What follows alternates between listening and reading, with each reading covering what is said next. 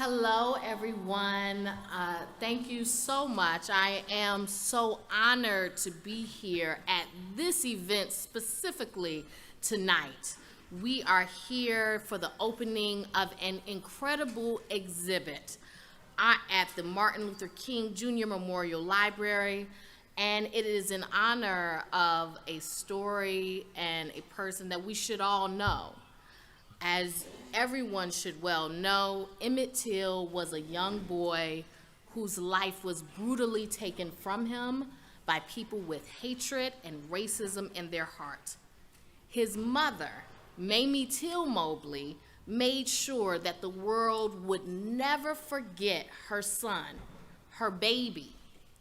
I'm a mother, and I know that no matter how old your children get, they are always your baby. And Mamie made sure that the world would never be able to look away from what happened.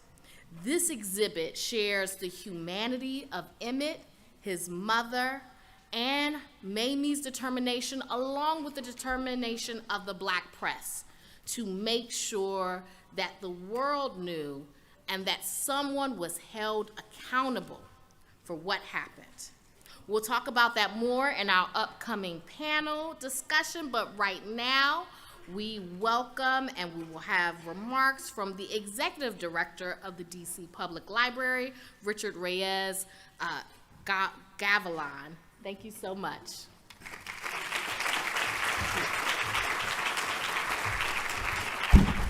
Hi, good evening, everyone. I am Richard Reyes Gavilan. I'm the Executive Director of the DC Public Library, and I want to welcome you all to the Martin Luther King Jr. Memorial Library, celebrating its 50th anniversary throughout 2022 and 2023. Many of you know that several years ago, this building underwent a multi-year modernization and real reimagination. Prior to the construction itself, we spent about 2 years in engagement and design, spending time in every corner of the city, asking residents what they wanted from their new central library. And, I expected to hear things like more books or larger study rooms or a cafe. And while we heard these stories, we also heard something very, very clearly from residents, and that the library needed to do a better job, frankly, of honoring the building's namesake. So we really did take those comments to heart. And the new spaces and the programming in this building really reflect our commitment to honoring Dr. King and all that was important to him in almost everything we do here at the MLK Library. We are so proud to host this incredible exhibition about Emmett Till, his mother, and the fight for justice.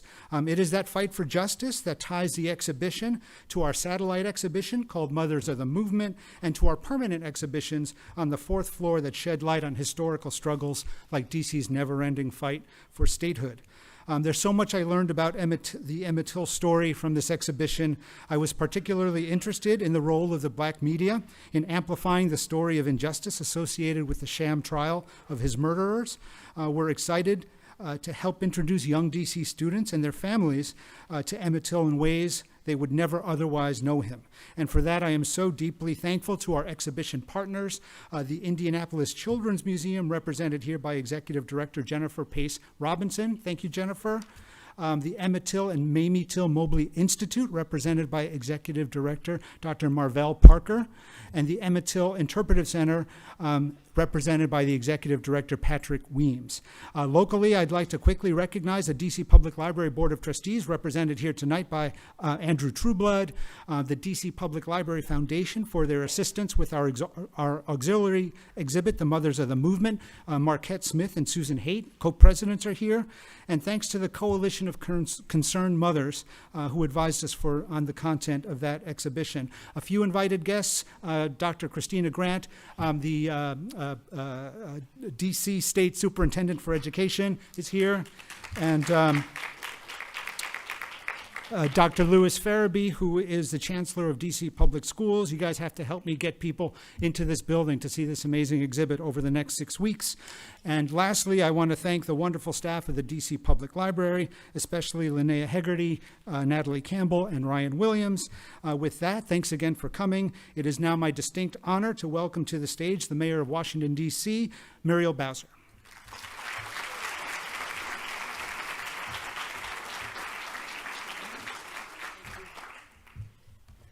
Well, good evening, everyone. I can't tell you how happy I am to see our beautiful Central Library filled with people and Rich and staff here at the DC Public Libraries. I want to thank you for breathing life into this building with our patrons and honoring the life of Dr. King in all that you do.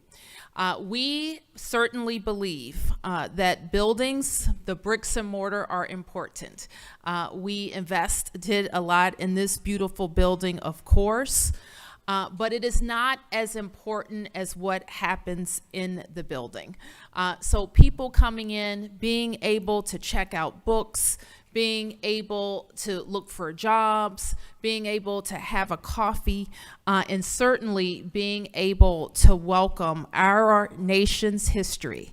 And if anybody needs reminding, Black history is American history.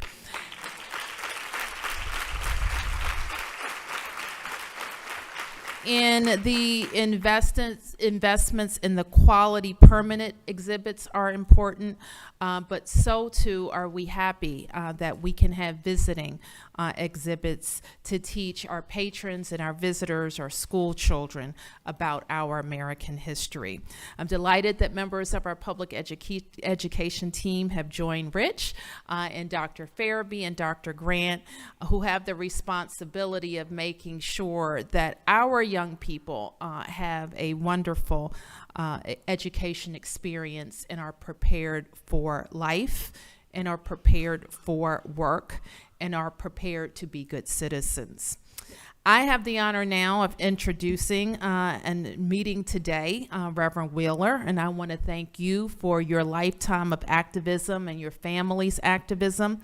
I want to recognize the fire you lit in our country to demand justice, to demand change, and in Mrs. Till Mobley's words, to let the world see. The exhibit, of course, is rooted in a tragedy, but it also is a celebration of advocacy. Mamie Till Mobley did not set out to be an activist. She sent her son to visit relatives in Mississippi. And his brutal murder left her family, but for sure, our country forever changed. And one thing that we know from our history is that we should never underestimate a mother's ability to change the world. It was because of Mamie Till Mobley's strength in a time of extraordinary grief that we know what happened to Emmett Till. We know his name, and we know his story, and we mourn what could have been his wonderful life. She made sure that the world saw what happened to her son. And because of her efforts, 600,000 people passed through his funeral, and it was a spark in the civil rights movement. Mrs. Till Mobley's story is one of resilience, love, and never giving up in the face of injustice. She said herself, "I didn't fall apart, but I wanted to. I knew that I didn't have time to cry. I had to do something, but I didn't know what to do." And for millions of Americans, that's going to be a message that resonates. We all remember 2022 well, where we saw outpourings of anger and grief that came from the murder of George Floyd. People took to the streets to protest and demand change. We still demand change.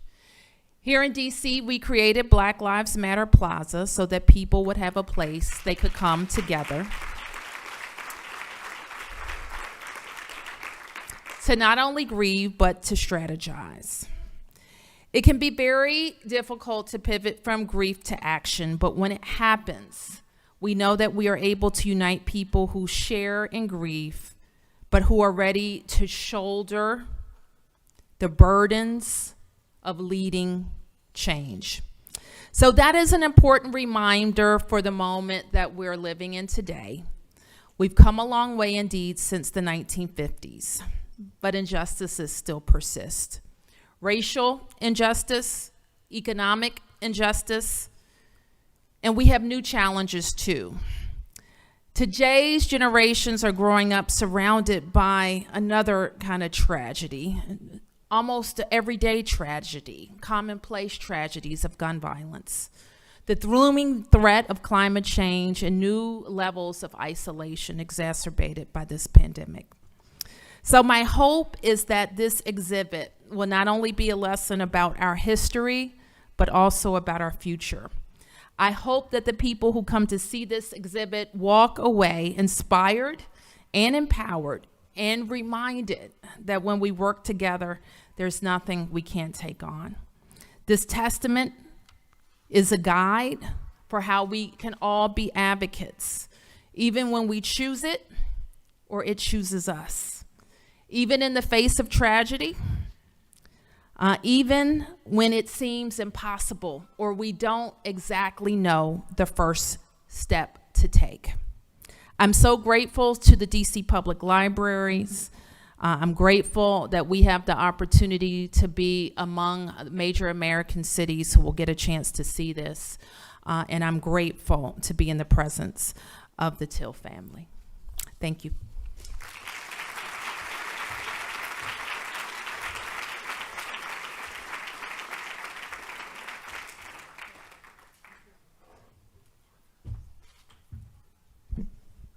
And I forgot my job.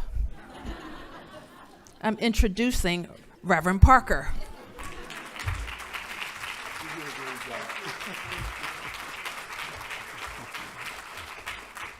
Certainly we enjoyed the mayor, and being a mayor is a tough job. I want to introduce my wife for 55 years.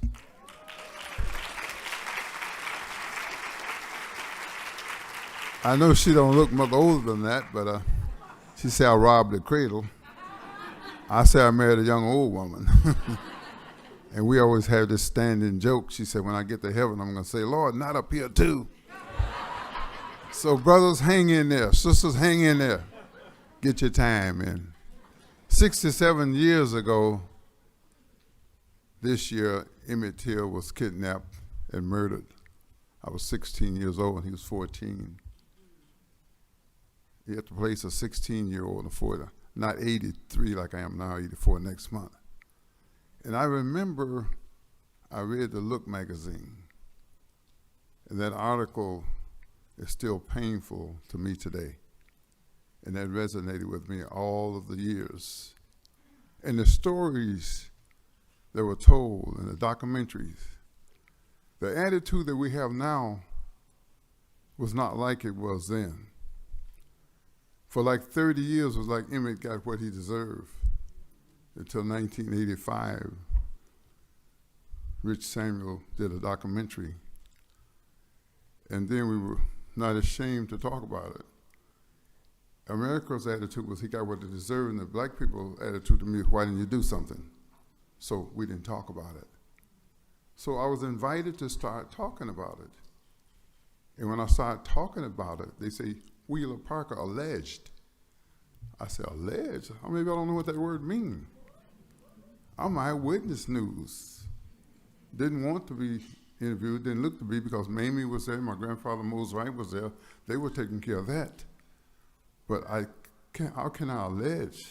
Mark Twain said a good story with a good story with truth would destroy a bad story.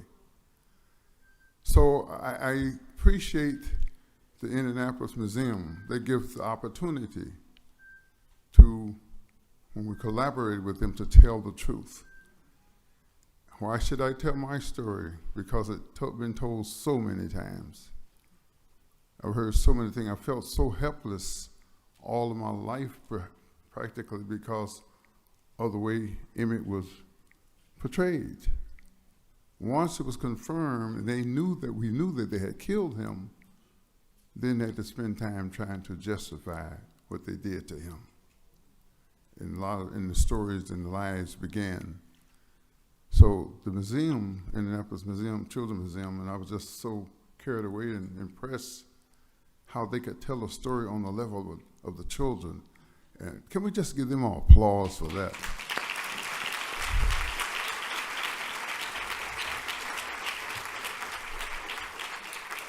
In my hometown, they invited me to talk to the children, some first graders. I said, man, I am in trouble. So we got through it some kind of way. They started asking me, and they can ask a lot of questions. So they helped me out. They bailed me out because I couldn't tell the story. But the museum, they have done a great job showing the story and telling the truth that happened. There's one documentary I want to talk about. I won't name it, but I was at the Delta State traveling with them, and we were back down there again in June and July, and they bring these 50 teachers in each time. And I was telling the teacher about this documentary, it's so erroneous, and the guy telling the story wasn't even there. He said, that's the story I tell, and that's one I'm gonna keep telling. So we still have that opposition out there. We still have that spirit that prevails. But we've come a long way. We're not here to stir up animosity, ill will, or hate, but we're here to talk about history. Can we talk about history? Amen. And I'm supposed to be watching, somebody's supposed to give me the time, but anyway, preachers, you know, they can have 2 and 3 closings in a sermon. And when we see a crowd, we get excited. But I'm going to close after this. He said, that's a story I'll still tell, but we have to deal with that. And you got to have a good attitude. I can't afford the luxury of hate. Can you imagine waking up in the morning, hey, I hate my mama, I hate my dad, I hate my wife, you know. Hallelujah, praise the Lord, I hate everybody. That's not a good feeling, is it? So you can't afford the luxury of hate. I was at my school speaking, I said, don't hate. The little girl said, appreciate. So I want everybody to say, don't hate. Appreciate. All right, don't hate. Appreciate. Don't hate. Appreciate. Oh, we need a basketball game now. So I want to thank the Indianapolis Museum for the job that you're doing. I want you to keep on doing what you're doing, and may the wind be to your back all your life. But thank you.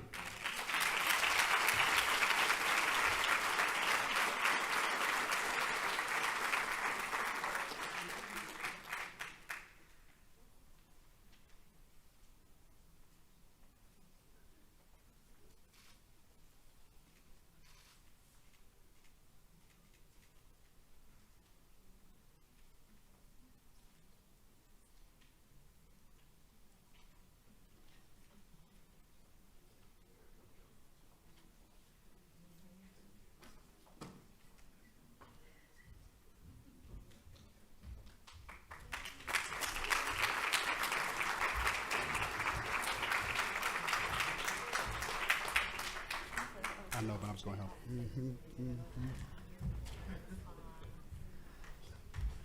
Okay.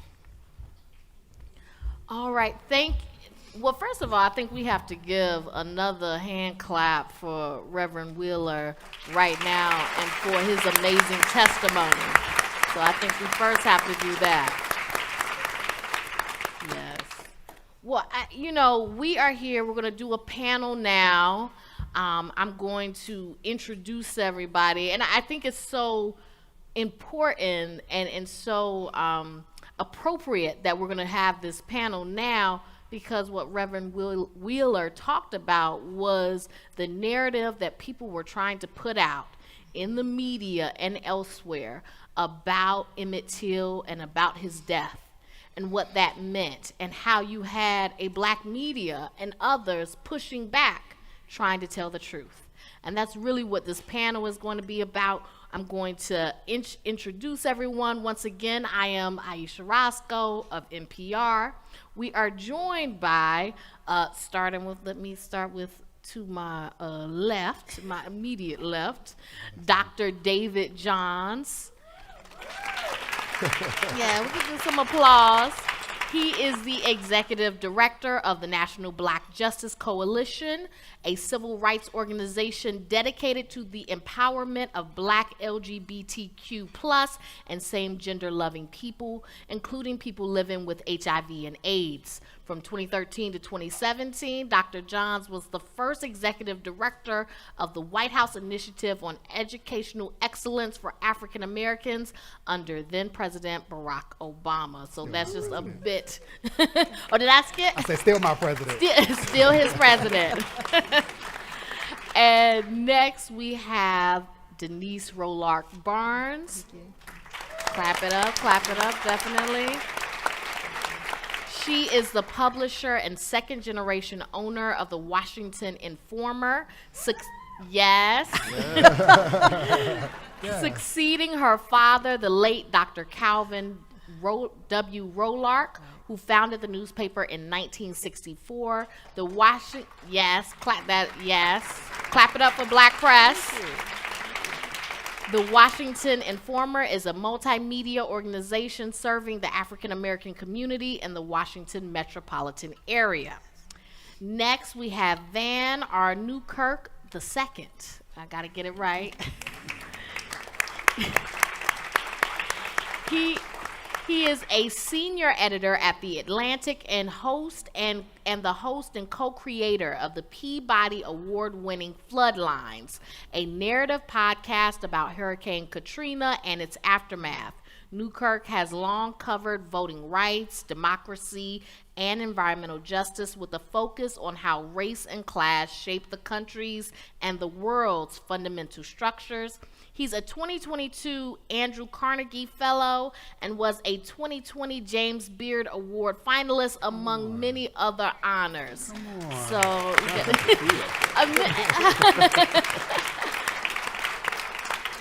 and finally, we have Dr. Amber Hewitt.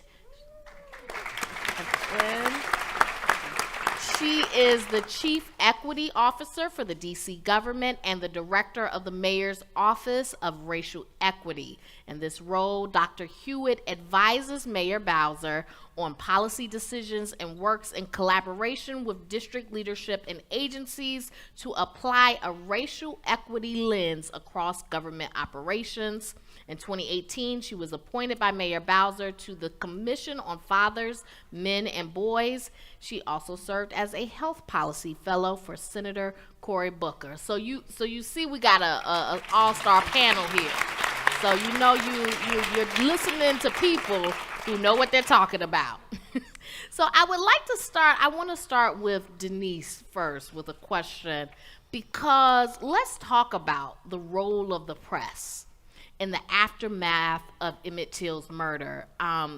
As you know, the Reverend talked about, you had a concerted effort by some to vilify Till's family, but then you had the Black press step in to keep the spotlight on the actual atrocity. Tell me about the significance of that.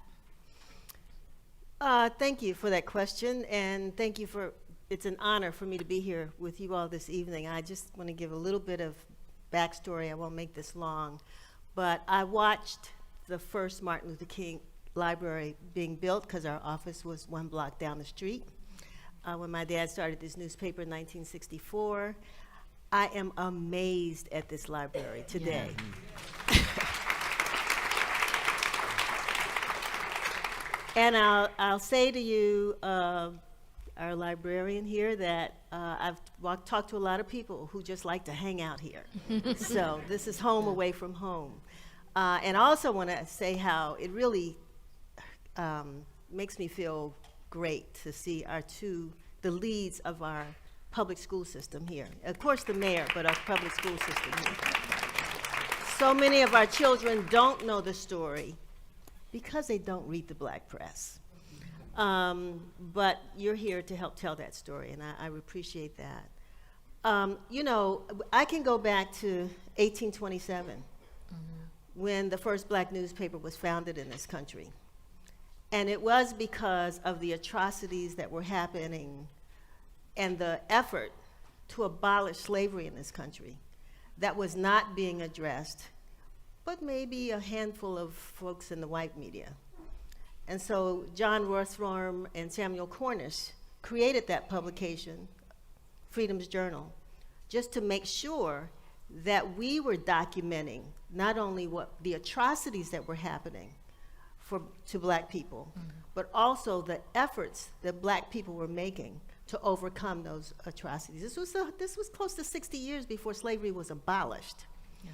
And so historically, we have felt it has been our responsibility to tell that story. And just as the stories that we hear about today that make it to the white-owned media, we tell those stories every day.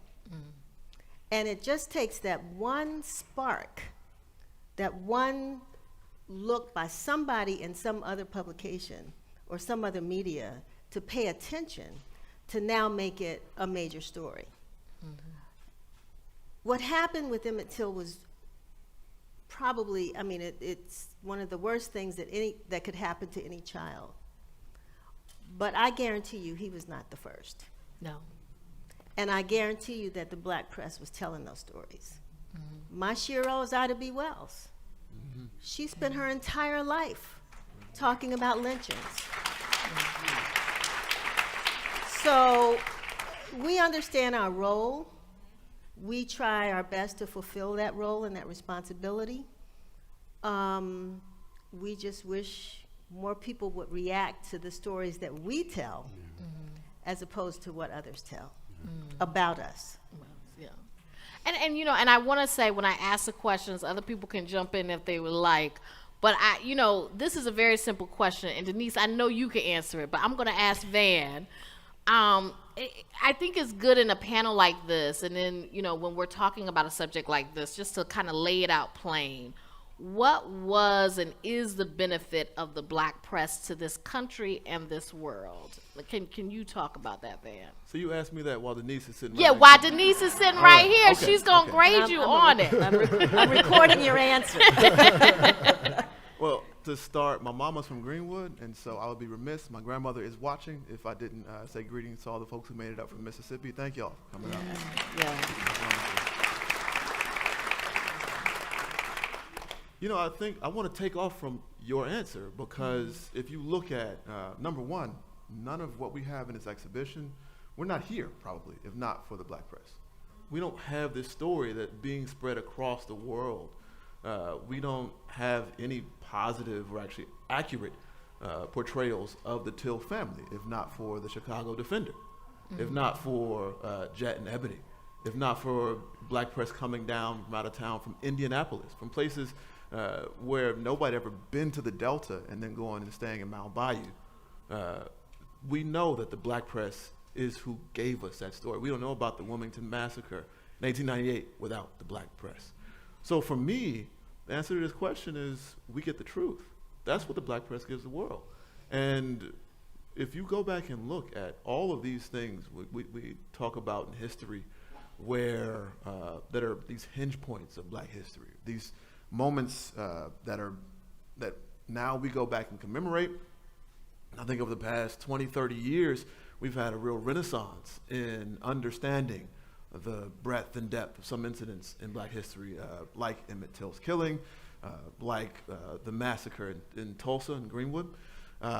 And we have none of those. We have none of this deep understanding of the history of black folks in this country, of white supremacy in this country, without the black press. Therefore, you don't have a history of America without the black press. And if you don't have a history, you don't have a future. So, that's the answer.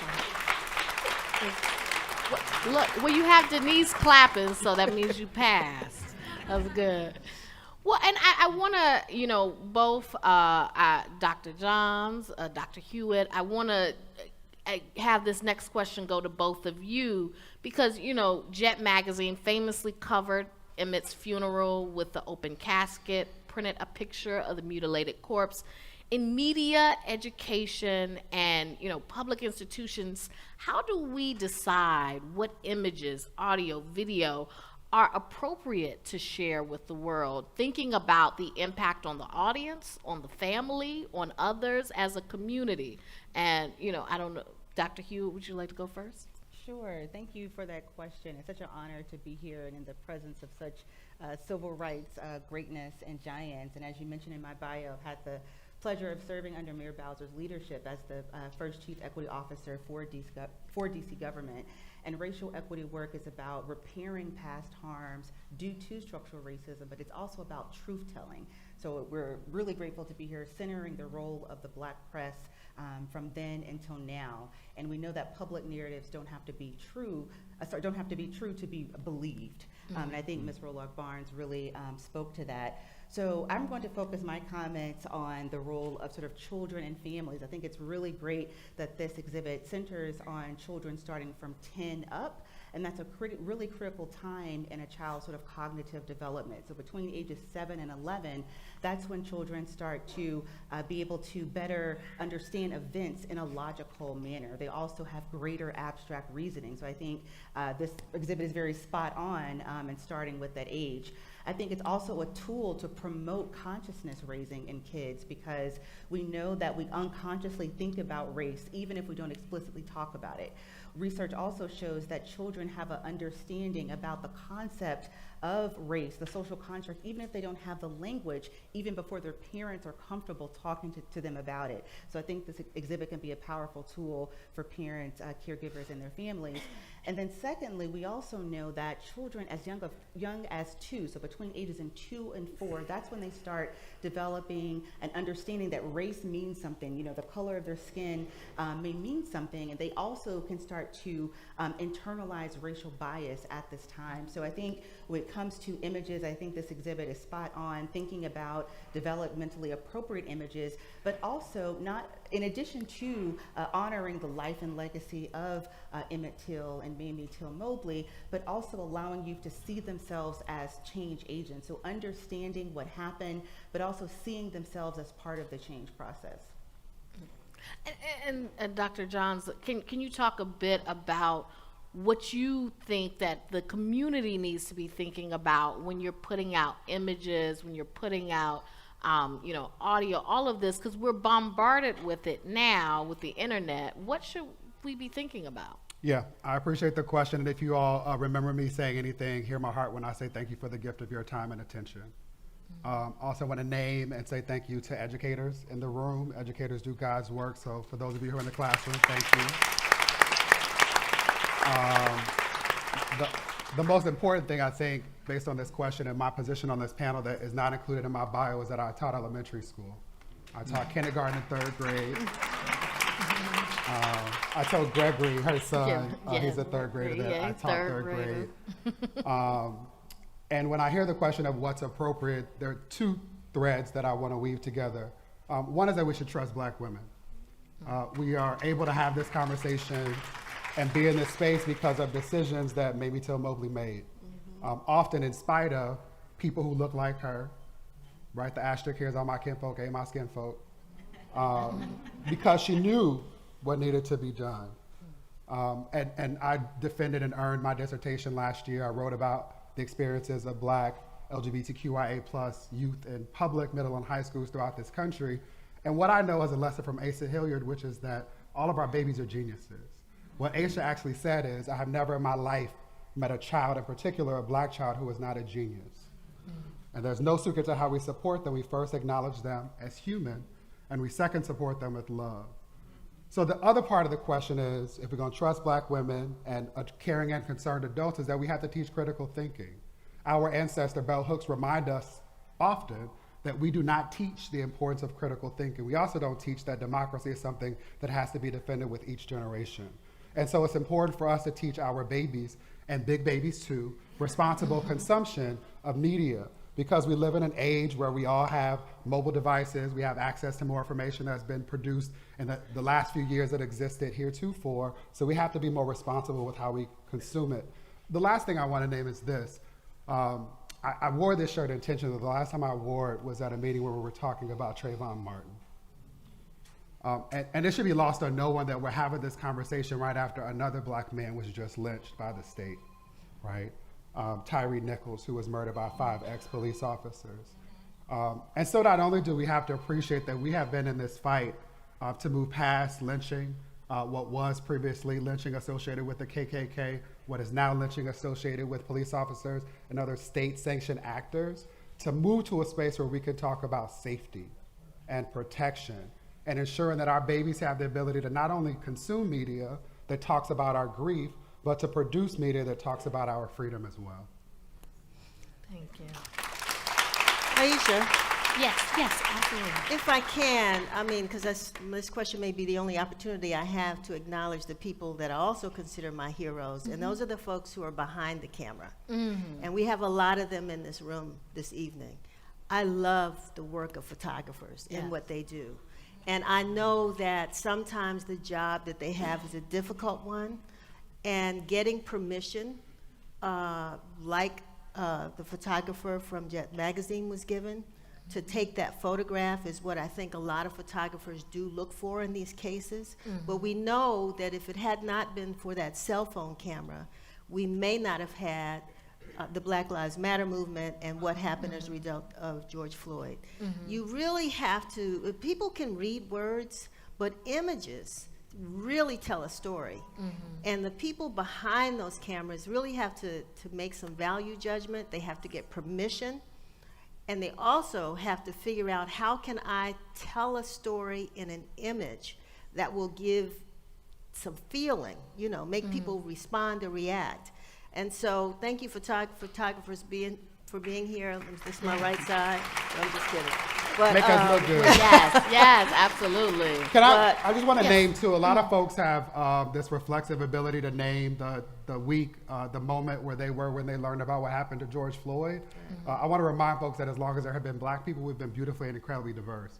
The same week that George Floyd was murdered, Tony McDade, a Black trans man, was murdered by the police department in Tallahassee, Florida.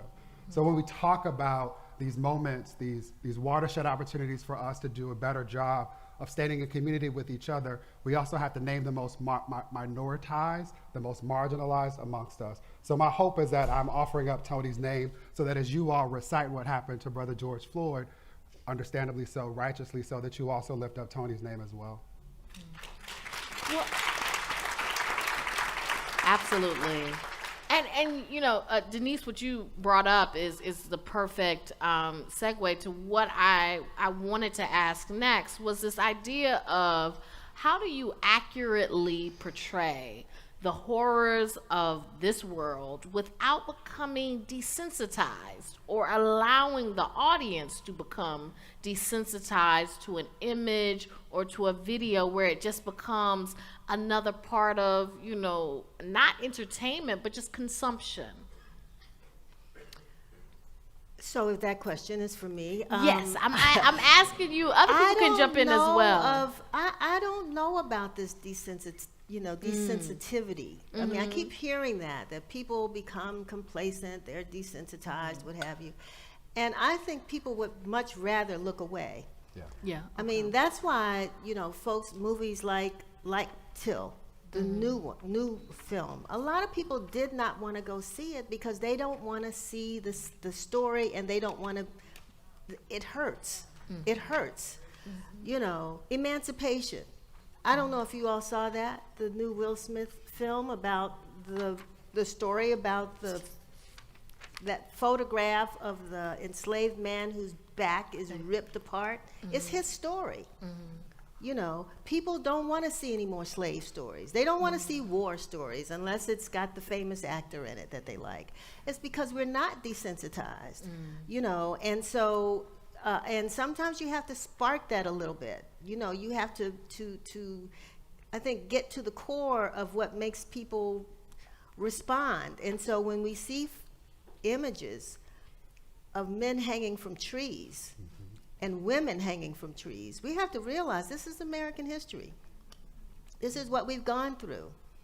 We have to continue to remind folks of how far we've come, we think, you know. But I don't, is anybody in here desensitized to murder?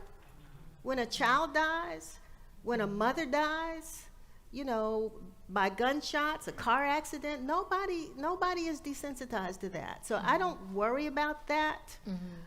What I worry about is how they're going to respond or react to that. So I want to jump in the double Dutch ropes on this point.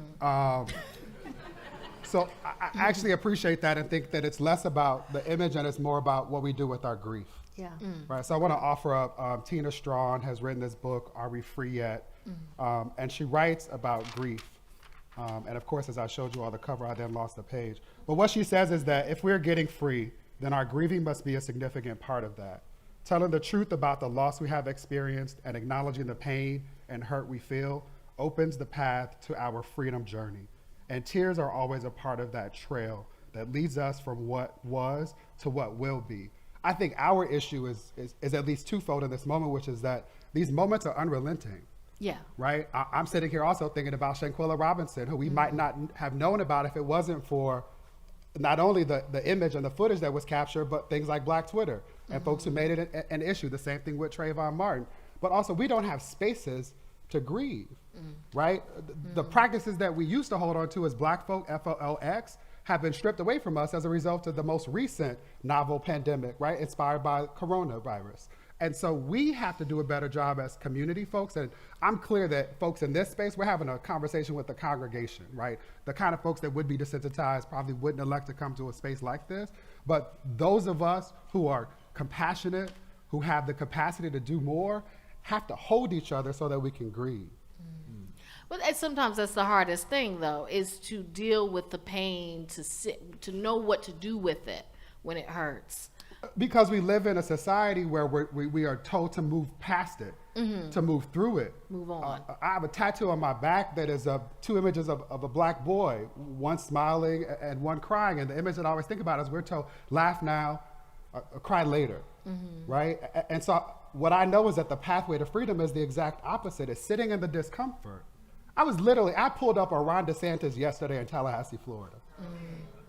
Literally. He ain't come outside, he's scared, it's fine. But I pulled up on Ron DeSantis because he's doing the exact opposite of what we're talking about in this space. Making a unilateral decision that says we are not going to honor what the good mayor says, which is that American history is Black history, and Black history has always been queer as fuck. And if people don't want to say gay, they shouldn't be in classrooms. If people don't want to legislate in ways that allow our babies to experience, kids do not ask to be born. They don't even have choices often in the schools that they're forced to attend by law. If we as adults who have the privilege of moving in and out of spaces as we so choose can't find ways to be more comfortable with discomfort, we should give all of this up. Well, you talking about it now. I will say, though, with what you're saying, though, to get... Always. is that to allow people or to get people to kind of sit in that pain, there has to be a level of trust. And part of the issue is there is a lot of distrust in the Black community and other marginalized communities when it comes to the mainstream media, and for a lot of good reasons. And so, Van, I want to have you once again give you the hard question. What are the sources of that distrust, and how can that be mended? Oh, that distrust is earned. Yes. It is well Yes. earned. Yeah. And I mean, you look at us, I say us, I'm in the mainstream media, and you look at us today. You look at would you know about any of these killings of Black folk if you only had the mainstream media? Probably not. Would you know about Emmett Till's death if you only had the mainstream media? Maybe, but you would have known a totally different story than what was true. We understand in history the mainstream media has not been a friend to anything about the Black freedom struggle and movement. We know that. And I think when you see the emergence, like Denise was talking about, of the Black press, they are a reaction. They are responding to not just a lack of stories about Black people in the mainstream press, but an entire edifice that is built around the portrayal of Black folks as unworthy, as inferior, as violent, and that makes a lot of its money off of caricatures of Black people as violent and unworthy. And I do not believe that the mainstream media has shed its priors on that front even today. So what we can do in order to fix that, I mean, I think a lot of people sort of get in the weeds about diversity in individual newsrooms, which of course is important. A lot of newsrooms do not. I think the bare minimum for paper working in DC or paper working in Boston is to look like the city that it is portraying. I think the bare minimum for radio, for TV, is to do that. But obviously we know that's not sufficient, right? We understand that we really have to work to bend, to change the entire priorities of how media works, of what media even is, of what attention is. Because we know right now that one of the easiest ways to get attention from the mainstream of America is to show them what they already believe about black folks.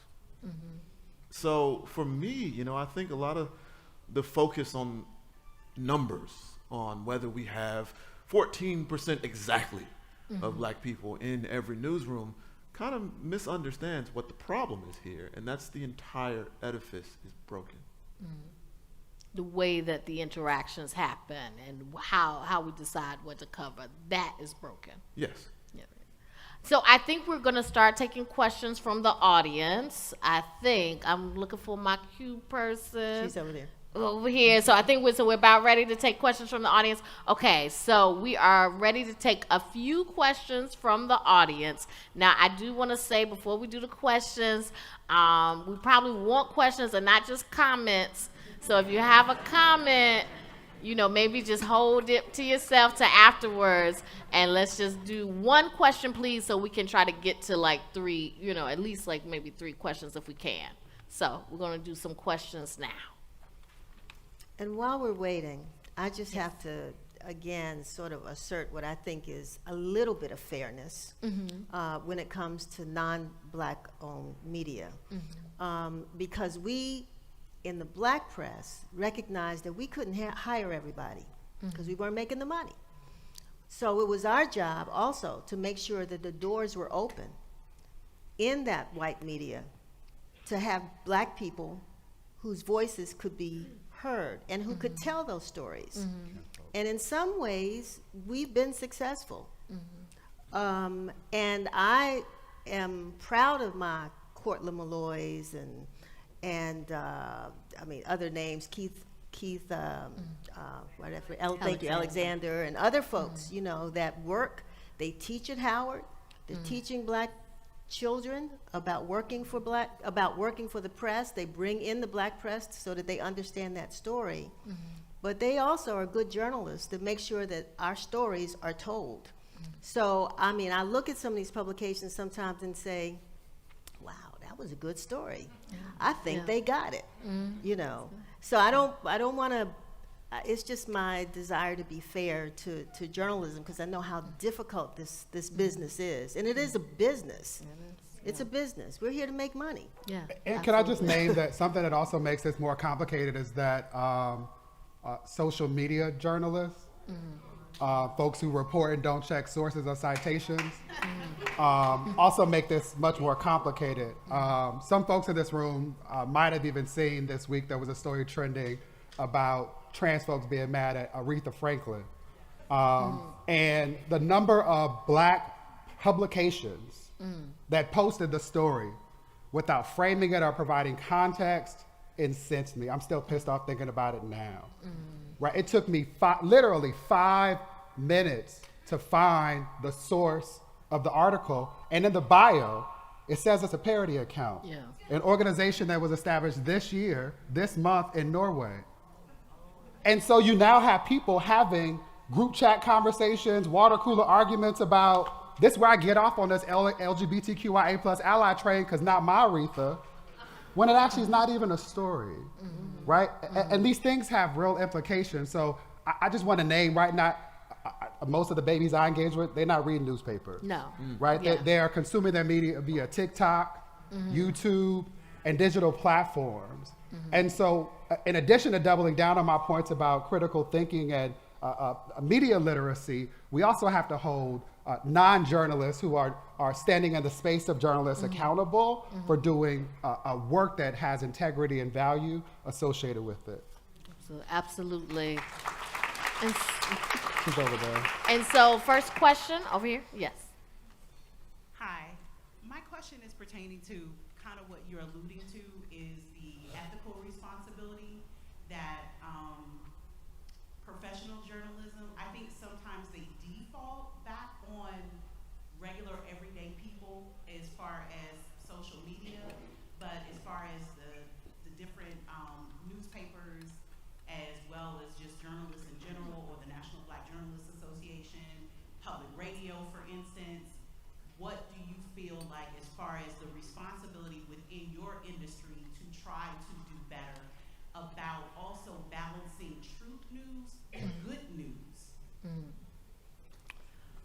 So I think that probably goes to Van, and then I guess I could say something. You go. So I want to make sure I understand your question. And so I think you're talking about our responsibility to inform people, but also to sort of not always have the sensational bad stuff running first. I think framing it that way helps me answer it, because if you understand that news is, information that helps you navigate society, then you understand there's always good news. And it doesn't always fit our priors or our economic models to show it. But I think, you got stories about people who are doing extraordinary things every day. You got stories about educational attainment. You got stories about how black folks in D.C. are getting out there. And, I see all these stories about environmental injustice, which is what I cover, right? And it's real.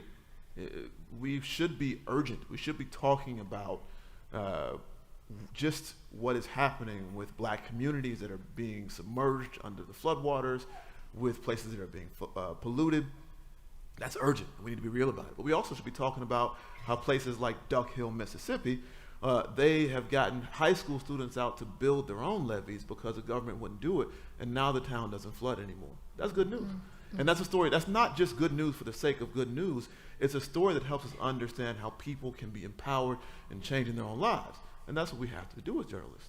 And so I think once you understand that our mandate is to help people navigate the world and to give them the information they need to do that, you understand you don't really have to think about what your balance is between bad stories and good stories, because you'll be finding stories that fit the entire spectrum of human experience. Well, and I think that we may not have time for any more questions. Let me see. I know we just had one. Let me see. Do we have time for one more question? Do we? Okay, let's see. I think we got time for one more question. We're trying to get you guys out of here on time. Yes, sir. I'm dealing with Baltimore City. That's where I'm born and raised at, in Baltimore City. We had the Afro paper, which we still have, but we had competition. We had Afro, the Sun, the News American, like 4 papers all challenging one another. And when it came to the Afro, it was a lot of information, a little off track.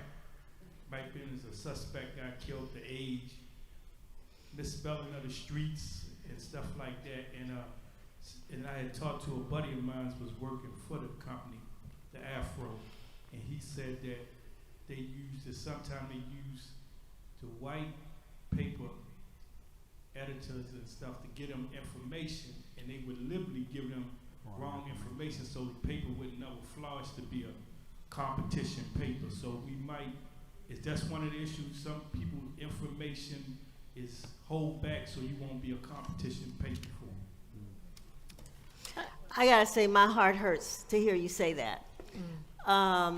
The Afro is one of our sister papers. I don't own it, it's just a sister paper. There are over 200 and some odd black-owned newspapers across this country. We have been at the peak and in the valley in trying to get our publications out. And I have to say, no matter if they're 8 pages or 50 or 60 pages, those publishers are still trying to publish those publications. When the Washington Informer was started, there were 8 newspapers, black-owned newspapers in the city. They went up to 12.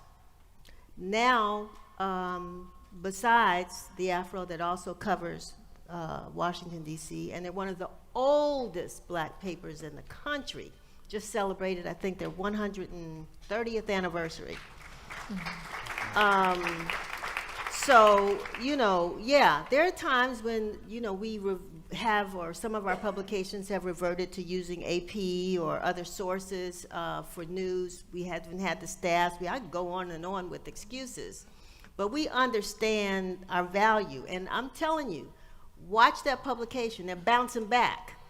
And that's what's important right now. And to continue to support them, we train our journalists many of the journalists that come through our publications, come out of our high schools, our HBCUs and other places, end up working for, as you call it, the mainstream media. We're mainstream to us. Period. But they still are stuff. That's what we do. Well, We phrase well, I it. think I was saying that, so I and I gotta give a shout out. I'm sorry, I have to my brother in the media as well, Tom Sherwood, because he does a great job, I think, in covering the Black community. I just have to do that. Well, Brother from another mother with a different color. It's all well, good. I want to thank everybody. I think we have to wrap up now. I appreciate, thank you so much for coming out, for your attention to this very important topic. Please enjoy the exhibit, bring people back to see it. Thank you Great so exhibit. much.